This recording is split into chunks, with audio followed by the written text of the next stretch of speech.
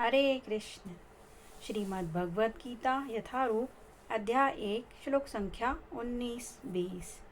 सघोषोधार्तराष्ट्राणां हृदयानि व्यदारयत् नभश्च पृथिवीं चैव तुमुलो अभ्यनुनादयन्। अनुवाद। इन विभिन्न शंखों की ध्वनि कोलाहल पूर्ण बन गई, जो आकाश तथा पृथ्वी को शब्दायमान करती हुई धृतराष्ट्र के पुत्रों के हृदयों को विदीर्ण करने लगी। तात्पर्य श्री प्रभुपाद जी के द्वारा। जब भीष्म तथा दुर्योधन के पक्ष के अन्य वीरों ने अपने अपने शंख बजाए तो पांडवों के हृदय विदीर्ण नहीं हुए।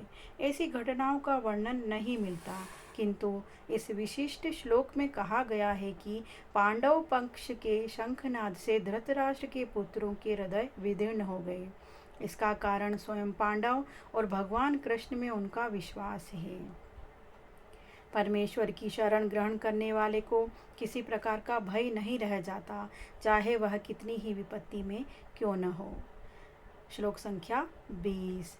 अथ व्यवस्थितान् दृष्ट्वा धार्तराष्ट्रान् कपिध्वजः प्रवृत्ते शस्त्रसम्पाते धनुरुद्यम्य पाण्डवः ऋषिकेशं तदा वाक्यम् इदम् आह महीपते। अनुवाद। उस समय हनुमान से अंकित ध्वजा लगे रथ पर आसीन पांडुपुत्र अर्जुन अपना धनुष उठाकर तीर चलाने के लिए उद्यत हुआ।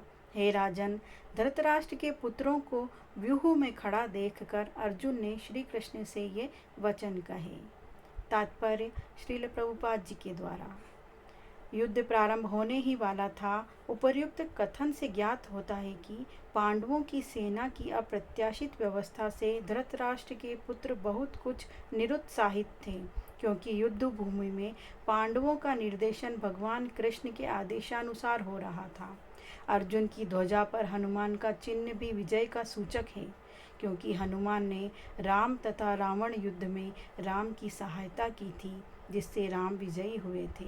इस समय अर्जुन की सहायता के लिए उनके रथ पर राम तथा हनुमान दोनों उपस्थित थे।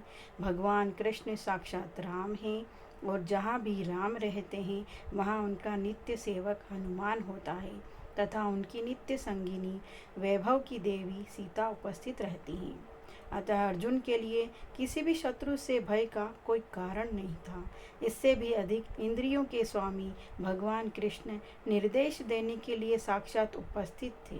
इस प्रकार अर्जुन को युद्ध करने के मामले में सारा सत्परामर्श प्राप्त था। ऐसी स्थितियों में जिनकी व्यवस्था भगवान ने अपने शाश्वत भक्त के लिए की थी, निश्चित विजय के लक्षण स्पष्ट थे। हरे कृष्ण। जय श्रील प्रभुपाद। हरे कृष्ण।